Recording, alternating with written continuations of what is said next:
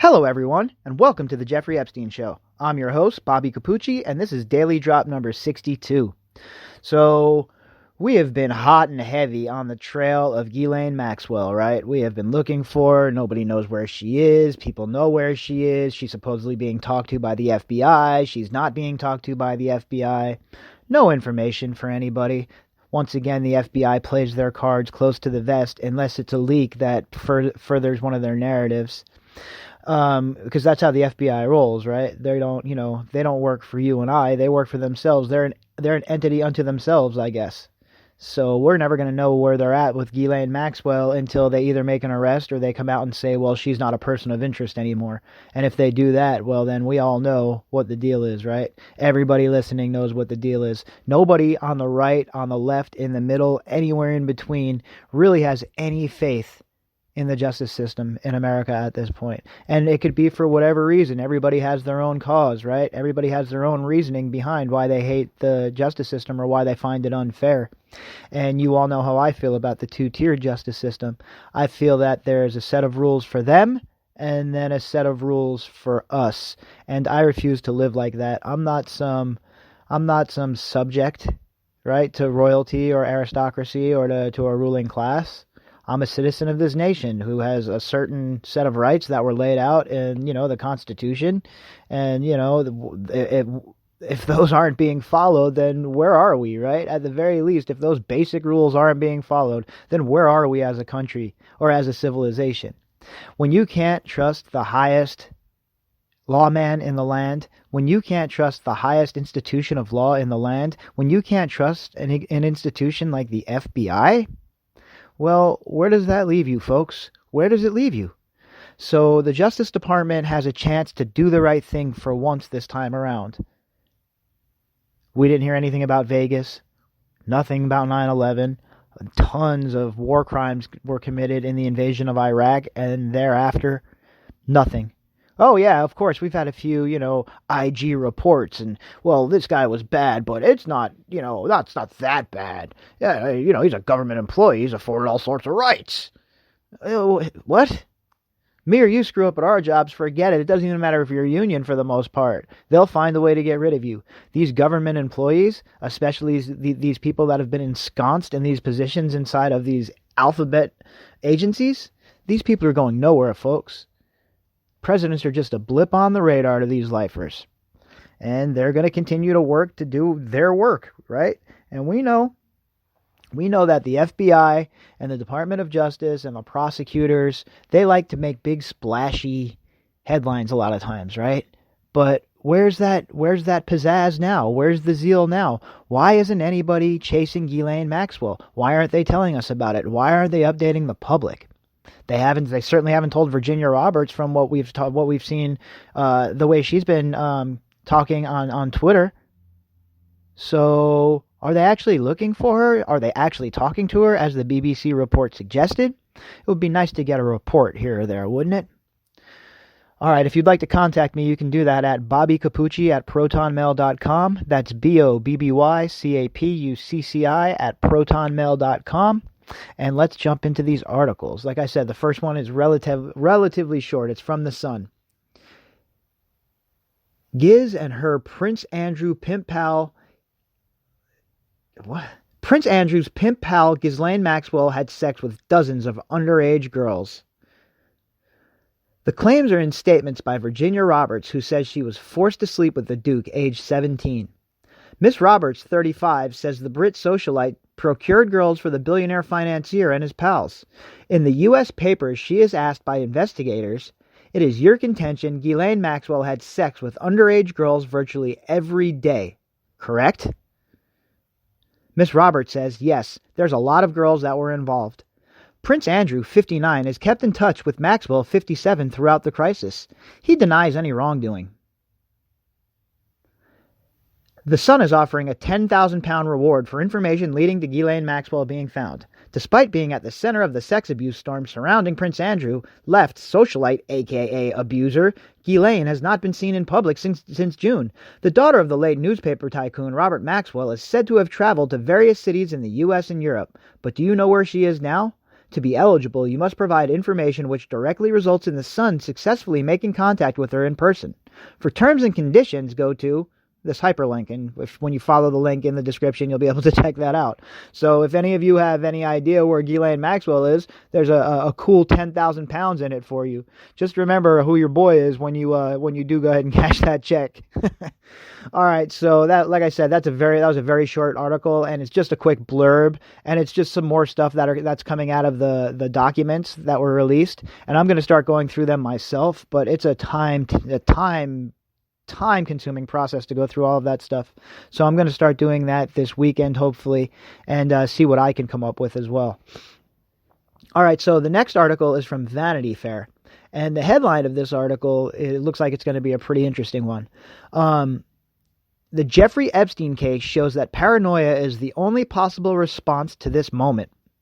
And I wonder where the author is going to go with that, because he's right. We have to be paranoid. This is what I was just talking about in the other article, right? I was just talking to you about this in the other article that I just read 2 seconds ago.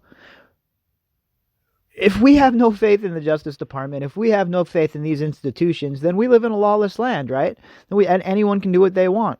I think, you have Hillary Clinton over here waxing poetic, talking about nobody's above the law. Has there ever been a more ironic statement ever muttered? I mean, talk about tone deaf. Talk about having no idea what the average person in America thinks about you, no matter their political affiliation, mind you. It's really disgusting. The news last week that Prince Andrew had been taking off all royal duties will hit hardest for those who can imagine what those duties might have been, or remember which royal Andrew was. Okay, we know who Prince Andrew is, but that's only because he's a screw-up. I offer a prize to the reader who can name his little brother the Earl of Wessex. The author's not wrong about that. Like I've said from the beginning, I do not know diddly about the monarchy, about the Windsors. I know they were established like 100 years ago, and besides that, I don't know much about them at all. But it's mainly the cause of his demotion that's important, because it can be traced back to deceased sexual predator and what? Financial whiz, blackmailer, Mossad operative, murder victim, Jeffrey Epstein. It's been one or more beat in a long sequence of news reports that touch on Epstein, yet fail to get at anything people care about most. The big mysteries. Who the hell this guy was, how he got his money, what dirt he might have had on people, and why government officials went easy on him, and why no one can find his associate, Ghislaine Maxwell, remain as unsolved as they were months ago. All of this is perfect fodder for anyone with a paranoid view of the world, but increasingly, that's all of us. Just this past month, we could read that a Spanish security company managed to film and record Julian Assange in almost every room of Ecuador's embassy in London, allegedly passing on its files to the CIA via security officials employed by GOP kingmaker Sheldon Adelson at the Las Vegas Sands Casino. We learned that Donald Trump and cronies were just the latest and crudest grifters in a cast of Republicans and Democratic sleazeballs, using Ukraine as everything from puppet to plunder buffet, all in a haze of disinformation as thick as Hunter Biden's beard. We could read that 2 whistleblowers from the Organization for the Prohibition of Chemical Weapons were claiming that the organization distorted its assessment that Syria's government had carried out a chemical attack in the Syrian town of Douma. We could see horrifying illustrations by prisoner Abu Zubaydah of brutality he experienced in CIA black sites. It's no wonder that half of Americans think Epstein didn't kill himself, leaving only the other half who think the same thing but won't say it. Wow, this article has been spot on so far. I haven't even had to open my big mouth and jump in, right? So far this article is hitting the ball out of the park. And this is from Vanity Fair, folks. All right, is the mainstream media starting to red pill? It looks like this author is, because this is everything we've been talking about for how long? Okay, how long have we been talking about this? How long have we been saying that something just isn't right? Since all the way back, August 18th was the first time that my podcast aired. All right, and when we first started, it was pretty jumbled. We really didn't have all the information. We didn't have much, honestly. I didn't have the right format, nothing like that. But what I did have was I had a gut feeling that something was wrong. I had a feeling that things were not right, and that I had to explore. I had to drop everything else that I was doing and jump into this. I was working on DOJ FISA abuses. That's what I was researching. That's what I had for the last few years. I've been working on that. And I've shelved all of that work, years of work, to jump into this story because, it's that important, I think. I think it's that important. The outliers are journalists who not only believe the official story, but insist the rest of us do too. Okay, I exaggerate, both about my fellow journalists and about the likelihood that Epstein's death involved foul play. Given that no one was caught on camera coming or going, it's frankly unlikely that Epstein was murdered, even if it's not impossible. Yeah, okay, well, guess what? Have we seen the blueprints? Is there any other way to get into the cell? Could you come in from the ceiling? What other cameras were broken? Why were those cameras the only two that were broken? Why was a part-time guard on duty that night, guarding the most important prisoner you have in your facility? Nothing adds up. So, excuse me, but I think that you're being naive, and we're just being thorough. But one of the sadder developments of our time is that journalists seem on the whole to be getting less skeptical of authorities, with half of MSNBC looking as it's staffed by retired spooks and legacy newspapers citing political activists as if they're disinterested analysts, even as most Americans are going in the opposite direction. Look, this article, this guy has his finger on the pulse, or this girl, I'm not really sure if it's a woman or a man, but whoever the author is of this article, I'll find their name out in a second after I'm done reading it. Whoever this has their finger on the pulse. They're not tone deaf. They understand the pulse right now. They understand the temperature in America right now. They understand where people are going. People are craving the truth. People no longer want to be lied to. That's why you folks are here. That's why you folks are at other podcasts, listening to other podcasts, downloading other content, because you're done being lied to. You're done only getting a little bit of the information. You're done with all of their BS. So here you are. Here I am. We're having a grand old time exposing them. And guess what? Every now and then an article comes firing down the chute from one of these guys in the mainstream media, the legacy media, and, well, they're doing a good job, right? And this guy is one of those people. Rather than convincing the public to ease up on this growing wave of distrust, the prestige press has instead joined countless other institutions and reputational erosion. Wow, this is good. This is good work here. I'm enough inside the tent of American journalism to know that hungry reporters have been drawn to the Epstein case. The fact that British outlets are saying more is due mainly to nonchalance about standards. Oh yeah, okay, sure, that's it. Not because that the British press is way more appalled, or that the British press, for all of their faults, is not in the hand of their agencies, obviously, their intelligence agencies. Not all of them anyway, because for BBC to run the articles and the news that they've run, boy, that's a lot. Sure, it's juicy that Bill Clinton is reported by the Daily Mail to have visited Epstein's ranch in New Mexico multiple times, but the source is one guy who says he was told about it by another guy. Pulitzer won't come a-knocking. It won't? Well, isn't that what's going on in the impeachment trial? I heard it from a friend who heard it from a friend. Nobody has direct knowledge of it. There was 4 witnesses that weren't even in the building today that were giving their opinions. So if there's not enough there, well, if there's not enough with this witness talking about Bill Clinton and other witnesses saying the same exact thing about him going to Zorro Ranch, how the hell can the legacy media justify even bothering with these impeachment hearings? Look, all I want is for some accountability in the media. All right? Run these articles correctly.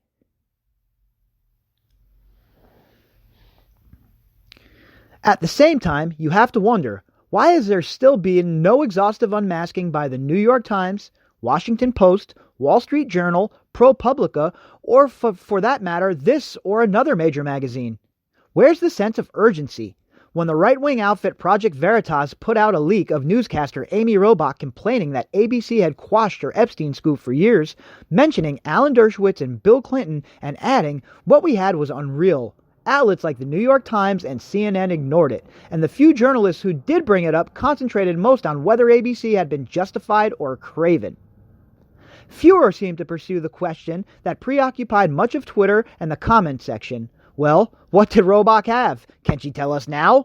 And how long have I said that? Right from the beginning. She should release whatever, ABC should release whatever she has. Whatever sort of evidence she had, whatever the interview was, that should all be released for public consumption. How are we to trust ABC, folks? How can you turn on your TV and watch any of those clowns on ABC and not be skeptical at this point? How can you listen to any of them? So it is that more and more Americans are drawn to conspiracy theory, a term I do not use as a pejorative. After all, any incident of secret coordination is a conspiracy, and any story we tell about it is, at least implicitly, a theory. The trouble is that most conspiracy theories, at least of the sort that aren't universally accepted, are wrong, simply because of the nature of odds. Oh, well, we could debate about that. I'm a pretty skeptical guy myself, until it comes to public corruption. Once it comes to public corruption, since I know for a fact I have firsthand knowledge of the way they conduct themselves, well, I listen to every story with open ears, thinking that I'm going to learn something, because I have to tell you, folks, do you trust these people at this point? The endless wars, the lying, the kids, the nonsense on a regular basis. This is who you trust? No way. No way in hell. Every good investigator tries on and discards countless theories in the course of work, but all of them, save one, will be incorrect. Anyone could have disbelieved, although a few of us did, claims by George W. Bush's White House that Saddam Hussein was hiding a large cache of WMDs and that the U.S. government knew where they were. But few were the minds who could have come up with the notion that Saddam Hussein regime had destroyed its WMDs while pretending that it hadn't in order to scare Tehran. It's a conspiracy theory that makes very little sense, yet happens to have been very true. In most cases, our conspiracy theories are wrong.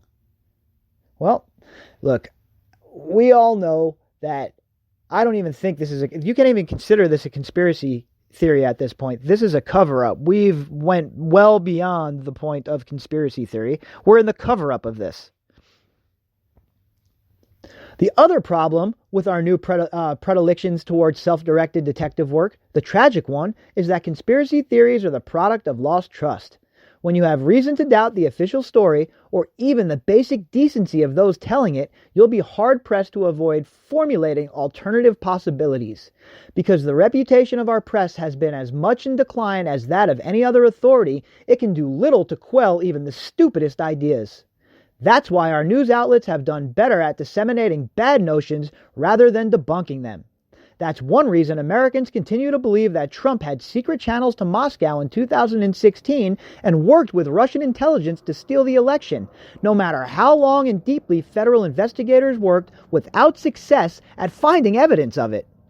Folks, this is Vanity Fair, okay? Once again, I just have to reiterate that so you don't think I'm reading to you from SeanHannity.com or something. This is from Vanity Fair, and that's why I only use these mainstream outlets. I don't ever want to be accused of somebody who's trying to pass their own narrative or push their own narrative. I have one goal, folks. I have one goal. Exposure of this case for people to see what is truly going on, and justice. All right, 2 goals, I guess, not 1. 2 goals. Justice for those girls. Because besides that, what else really matters? If we don't have those 2 things in this case, what can we truly go on and what can we truly believe in as far as law and order goes in this country? It's also why a smaller but still troubling number of Americans continue to believe that Trump is on a calculated mission to uproot a corrupt and malevolent deep state, no matter how high up his bumbling and screw-ups manage to pile. When you lose faith in your institutions, the world looks sinister. Sometimes this leads to political revolution and the rise of a strongman. Fortunately, Donald Trump has more in common with Rufus T. Firefly than with effective dictators, who tend to be disciplined fanatics. The more prevalent response is apathy or cynicism, and both are tempting, especially amid an abundance of laugh-or-cry style news. It's altogether perfect that lawyer David Boies, famous lately for having done his best to bully anyone who got in the way of sociopaths like Harvey Weinstein and Elizabeth Holmes, has now switched into the reputation-washing lane for a spell and begun to represent some of Epstein's accusers, a bit now without some ethical hiccups. The players switch sides, white hat or black hat, and the game continues. What next for boys? One half expects to learn he has been a lawyer for Ghislaine Maxwell, and then he'll have to pick an even better cause as penance. Wow, this article. Look, I don't mean to keep praising this article, but it's not very often, folks, right, that we have an article where I'm not interjecting and correcting the article as we're going through it every 5 minutes. This guy or lady is completely on top of everything, and this article really hits home. This is one of the best ones we've read, in my opinion. In my humble opinion, this is one of the best articles that sums up what we're dealing with that we have read yet.